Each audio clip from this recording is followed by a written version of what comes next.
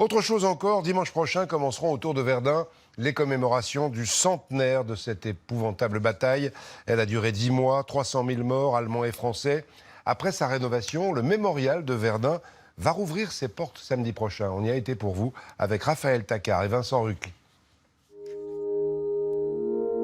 Au fil des années, de nouvelles recherches et de nombreux témoignages ont permis de mieux raconter Verdun, symbole du chaos de la Première Guerre mondiale.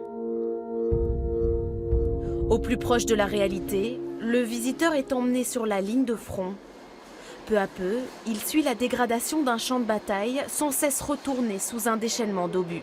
On a des audiovisuels qui mettent en scène les regards des combattants, des photographies, des dessins qui racontent cette terre de Verdun complètement martyrisée et les hommes qui se cachent, qui se terrent dedans et qui tiennent encore un tout petit peu. 21 février 1916, les Allemands lancent l'offensive, début de 10 mois d'affrontements acharnés. Ce quotidien d'horreur est décrit dans les milliers de lettres envoyées aux familles. Mais si je devais tomber, Dieu pourvoirait à votre bonheur. Ils ne sont pas que vaillants, ils ne sont pas que courageux, ils ne sont sûrs de rien. Ils balancent en permanence, sans doute, entre la terreur, la peur de mourir et l'espoir.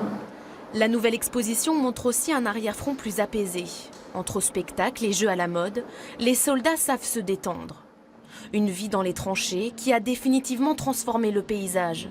Verdun, lieu de mémoire emblématique, exprime toujours la dureté des combats où près de 300 000 soldats ont perdu la vie.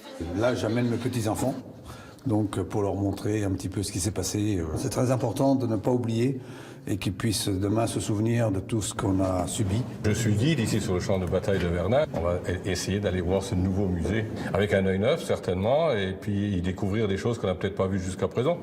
100 ans jour pour jour après le début du conflit, le mémorial rouvrira ses portes au public. Il espère attirer plus de 200 000 visiteurs par an.